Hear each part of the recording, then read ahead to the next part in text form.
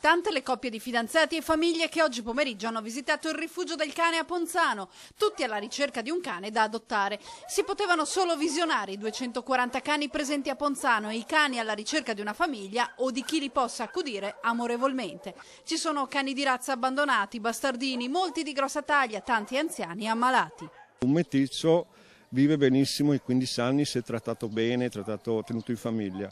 Perciò se la gente venisse qua e prendesse il cane che ha anche gli 8-9 anni, darebbe diciamo i suoi ultimi 7-8 anni di vita in una famiglia.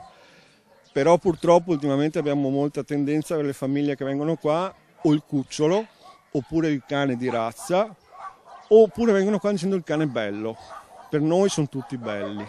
Al canile di Ponzano, che serve ben 65 comuni della provincia di Treviso, negli anni scorsi si sono toccate anche presenze di 500 cani. Ora c'è più sensibilità, i cani vengono abbandonati meno e soprattutto non per strada ma davanti al canile o al presidio veterinario dell'ULSS. Per la gran parte sono cani anziani o ammalati, il che significa che i cuccioli vengono subito adottati e ci sono meno abbandoni. Si rischia grosso anche a livello penale. A Ponzano accettano cibo e tutto quanto serve alla pulizia e al sostentamento degli animali. E per fortuna ci sono coppie giovani come questa che dimostra grande sensibilità. Piuttosto di comprare un cane che paga un sacco di soldi, qui sicuramente ce ne sono tanti che cercano casa e pensavamo di venire qua ad adottare un cagnolino che sicuramente ha più bisogno di tanti altri cani. Il cane è un impegno? Assolutamente sì, ma noi abbiamo tutto il tempo che ci serve per dedicare a un cane.